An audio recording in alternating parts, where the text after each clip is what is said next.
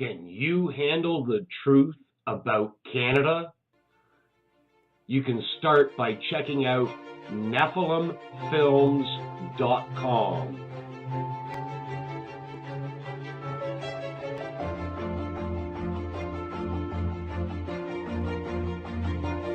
Welcome back to the show. We are hitting the home stretch. We're going to take our time with this. We're going to ease into this like a lukewarm bath. Maybe just a hot, not a hot, too hot. We're not going to scare people, but we have Doug Force here.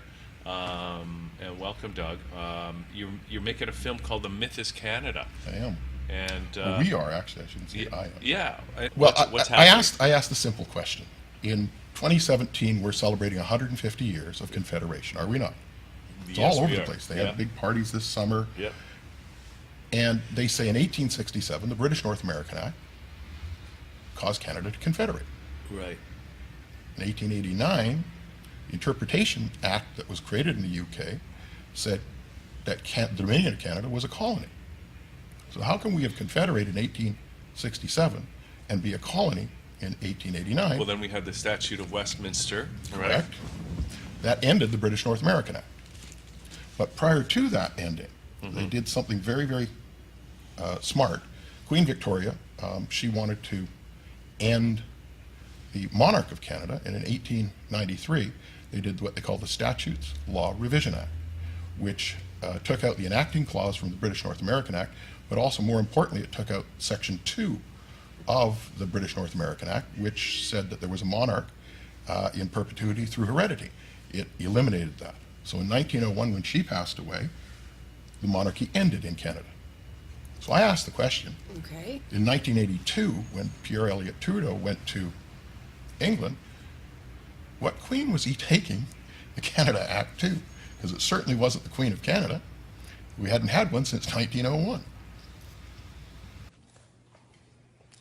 I, Justin P.J. Trudeau, do swear that I will be faithful and bear true allegiance to Her Majesty Queen Elizabeth II, Queen of Canada, her heirs and successors. So help me God.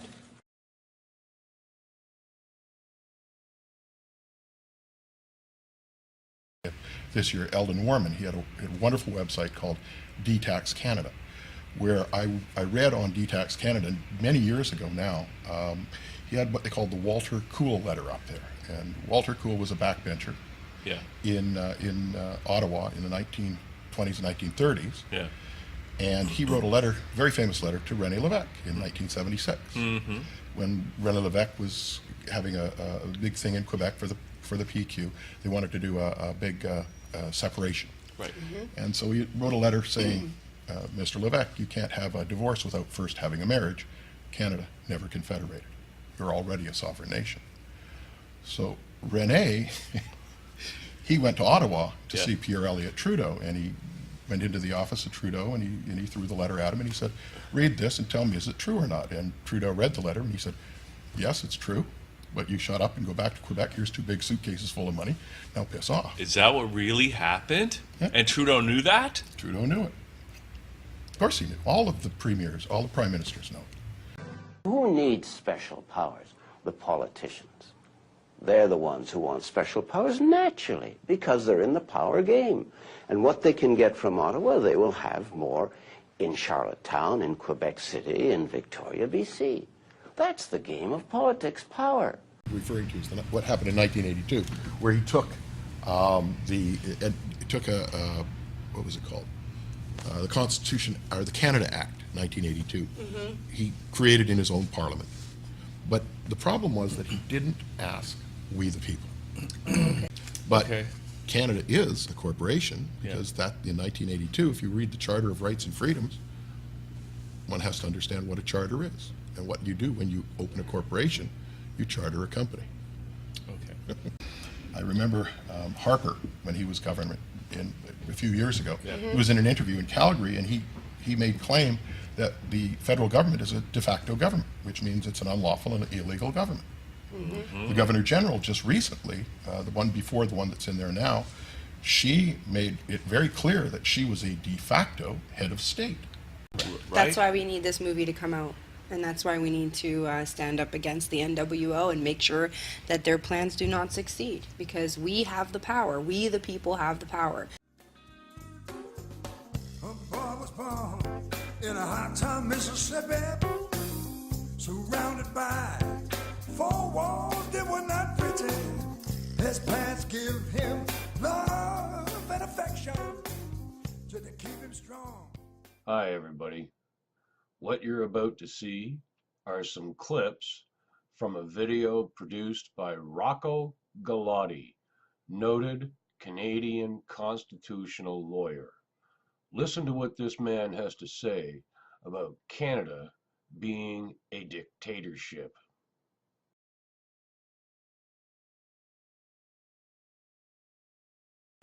Now, subject to questions, that's all I want to talk about the Bank of Canada, but my gracious hosts here have asked me to briefly talk about some of my other cases and how they're separate or how do they fit in with the Bank of Canada case. So unless I'm boring you, I'll take 5 to 7 minutes and I can just briefly talk about the bigger picture, if it's okay with you. All right, so Machiavelli once said that, you know, the people are most enslaved when they declare themselves to be free, right? That's certainly true here in North America. Ever since we got our Constitution patriated, although there was Quebec got screwed in the back rooms, people have declared themselves to be free through a Constitution, and people just, they've let down their vigilance, and people think they're free here, and it's a delusion. It's a complete delusion. Canada, or places like some of the Nordic countries, were the most peaceful countries in the world, but they're dictatorial. I've been talking about a quiet dictatorship since the Crétin government. For me, it came down with a thump in April 2001 in Quebec City at the Summit of the Americas. That was the statement. You fuck off, you live in a dictatorship. Go home or we'll tear gas you. Okay? That was it.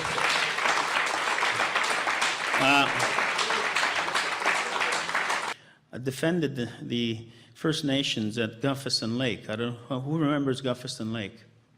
Very few. Lloyd Axworthy and Princess Diana of Wales were touring the world trying to convince the world that we should ban landmines, military landmines. First Nations in northern BC occupied a piece of land they said was stolen from them. The Canadian Army surrounded them and laced the perimeter with the landmines Princess Diana and Lloyd Axworthy were trying to ban over Europe at the same frigging time, right? So the dictatorship, and that was all illegal action under the Constitution. Under our Constitution, you cannot dispatch military personnel against our civilian population. They did the same thing at Oka. That was illegal, completely illegal, contrary to the Constitution, okay? So that was the beginnings of our in-your-face dictatorship. It's all governments, all, we have political parties that just have different football jersey colors, I mean, there's not much of a spectrum, right? So we got orange, we got red, and we have le bleu, not to be confused with Québécois bleu bleu. We got the Conservatives. So that's it. So it doesn't matter to me which government it is. If they act unconstitutionally, they have to be made to account. Thanks for watching. Hope you enjoyed this. Do yourself a favor. Hit YouTube, search for Rocco Galati. It's worth watching. Hope to see you on my YouTube channel. Bye.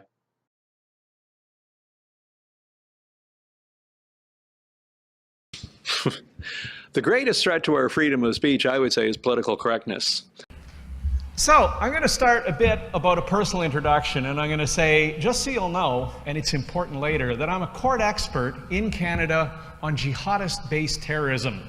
This is in the Criminal Court of Canada, the Ontario Superior Court, as well as twice in the Federal Court of Canada. I'm also a court expert on the reliability of intelligence as evidence. And there's a huge story behind that. But anyway, all of this is going to be important later. I'm going to come back to that. But meanwhile, so why do the Islamists, why do they need this M103 motion? It's actually very simple and very clear.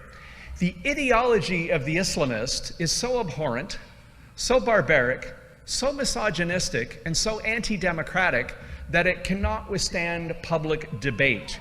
It cannot withstand the exposure of sunshine. For instance, actually, one perfect example, seeing how we're here in Toronto, Toronto police force has a chaplain, an imam, who's educated at the University of Medina, advocates wife beating, advocates some of the worst aspects of Wahhabi Islam. But yet he's a chaplain for the Toronto Police Force. So more people should be questioning the Toronto Police Force and saying, why is that guy your imam? Why not somebody from one of the more modernist organizations? That would be just one approach at the civic, provincial, and federal level. The greatest threat to our freedom of speech, I would say, is political correctness. Yeah, it's something we should be taking seriously, and if we're not, we can look at France and Belgium and just say that's where we're going in the next few years.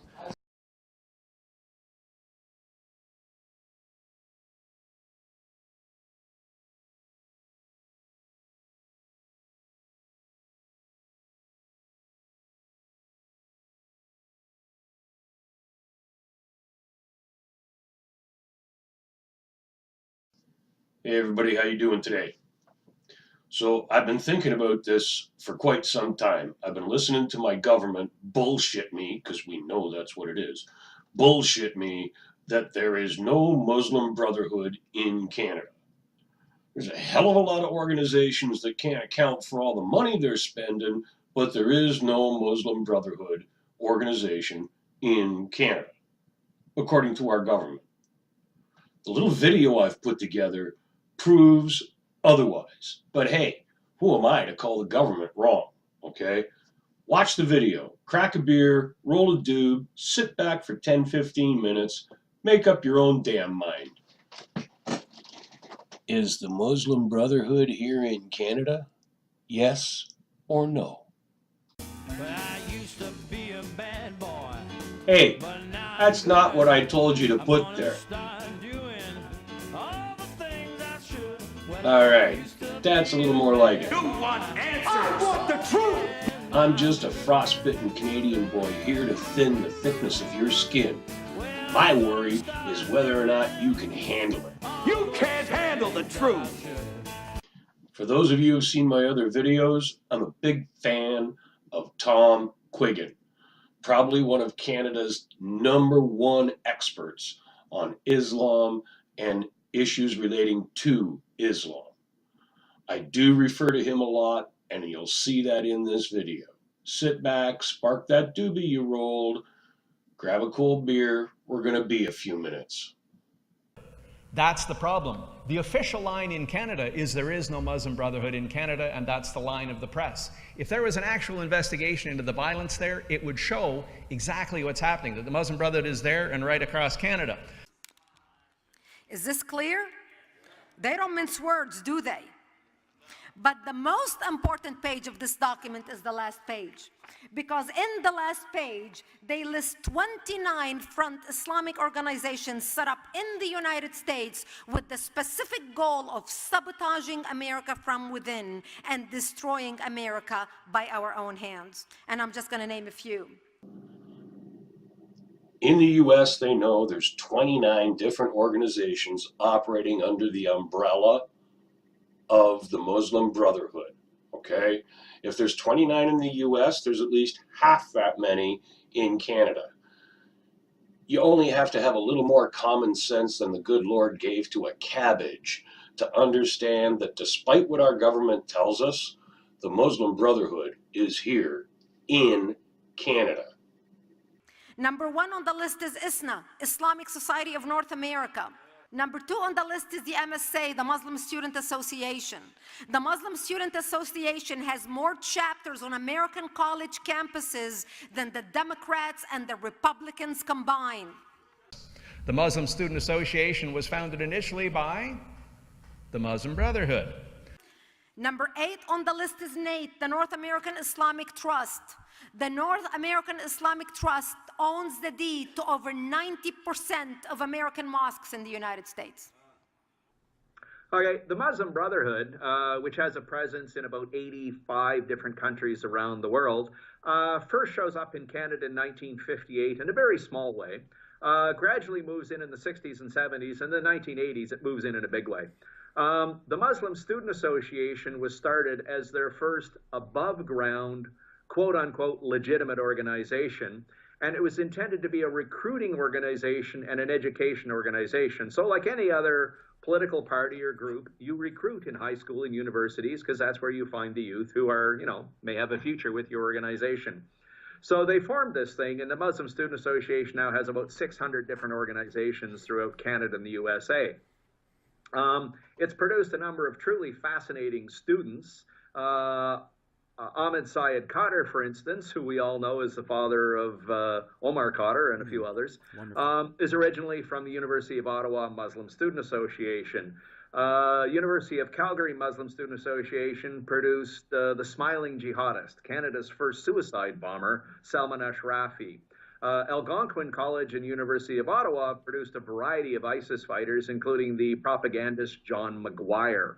Chihab Asagayhar, guess what? Muslim Student Association. University of Manitoba produced 3 different guys who disappeared to Pakistan. They're still being hunted by the Americans.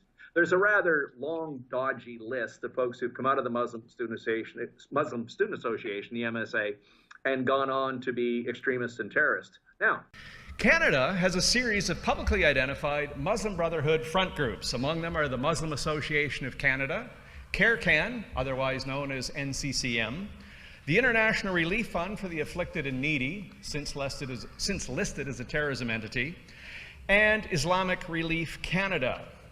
Irfan, incidentally, lost its charitable status because it was funding Hamas to the tunes of tens of millions of dollars. Hamas is known as the Muslim Brotherhood in the Palestinian territories, and they're quite open about that. It's in their charter. How's everybody doing today? So I wanted to do a little research into the Muslim Brotherhood in Canada, and among many of the pages that I found is this one from Wikipedia. This is discussing the Muslim Association of Canada. They call it MAC. And this particular paragraph or two here discusses the Muslim Association of Canada's ties to the Muslim Brotherhood. The Wikipedia states, MAC has not shied away from its respect for the Muslim Brotherhood, and in 2015, the non-profit Muslim Association of Canada was identified in Canadian Senate testimony as a front group for the Brotherhood, whose motto is, Allah is our objective, the Prophet is our leader, the Quran is our law, Jihad is our way, and dying in the way of Allah is our highest hope. In 2015 Senate testimony, in May 2015, Canada's Senate testimony, Dr. Lorenzo Vedino, academic and security expert who specializes in Islamism and political violence in Europe and North America, stated that, quote, you have organizations created by individuals who have personal ties to different branches of the Brotherhood, meaning the Muslim Brotherhood, back in the Middle East, and who have personal, financial, organizational, and ideological ties to the movement. The Muslim Association of Canada would be the first name that comes to mind. There are clear links there where you have prominent individuals that for 20 or 30 years have been involved in the Brotherhood groups both in Canada and in the United States. What used to be called CARE Canada is the same thing. There are charities like Islamic Relief. Irfan is gone, but it was part of that. Irfan is IRFAN. It has been declared a terrorist organization. It was funding the Muslim Brotherhood. Well, to be specific, it was funding Hamas, which is the name of the Muslim Brotherhood in Palestine. Okay? So here in North America and in other places, it's called the Muslim Brotherhood. But if you went to Palestine, you would refer to the Muslim Brotherhood as Hamas. And Irfan, IRFAN, was declassified as a charitable organization and declared a terrorist group because it was directly funding, to the tunes of tens of millions of dollars, it was directly funding Hamas or AKA the Muslim Brotherhood. So, what are the indicators that it really is a Muslim Brotherhood mosque? Well, for instance, a key leadership figure in the mosque, its spokesman, the guy who testifies to the Quebec government for them, and a person that helped found the mosque, is on the Shura Council of the Muslim Brotherhood of North America, according to the Muslim Brotherhood of North America, who identified him by name, by phone number, and said he is the Masul, or the leader of the Muslim Brotherhood for Canada East. Hope you enjoyed the video. Till next time, keep it real. Actually, Duke, can I get a couple minutes with you? Yeah. Tell us what's going on here today. Why we're here. Why are we here today? January 2nd, myself and two friends came out here to protest our local MP's office regarding about our government supporting returning ISIS fighters and not enforcing our criminal code. Spread the word, brother! There, you just heard what it's about. No, this is about ISIS not being allowed to be here. I was actually just talking to a couple of the gentlemen on the store over there, and they were saying that, no, we're Muslim, but we don't want ISIS here. Yeah, exactly. Yeah. And the press tells us there's only supposedly 60, but yet our own government, Mr. Goodall, tells us there's over 180 known ISIS terrorists, active members of ISIS, walking the streets of Canada. Our criminal code has two different sections of the code that apply to these situations. Our previous conservative government and our current liberal government are refusing to enforce the criminal code of Canada and arrest these known terrorists. Absolutely. That's unconstitutional and bordering on treason. It is treason. We, It's the high Canadian treason. people, are not going to tolerate it anymore. Those laws are there to protect us from the people that our government is bringing into this country, and we're not going to tolerate it anymore. Enforce the criminal code, stand by the Constitution and the citizens of this country, or the government will pay the price. Yeah, no, we need to bring them all to justice. The Magna Carta, get the Constitution involved, the high courts. We need to bring to the Hague and charge treason. We need to No one's end a above the law. majority rules government because it creates a 4-year dictatorship. Well, thank you so much, Duke. You're welcome, We're all here to Stephen. stand with you today. The song says, we stand on guard for thee, and that's what it's about. Flanders Field is full of Canadians who are weeping in their graves at what's being allowed to happen in this country today. And Absolutely. if we don't stand on guard for Canada, there won't be a Canada for our kids and our grandkids in the future. Think about that.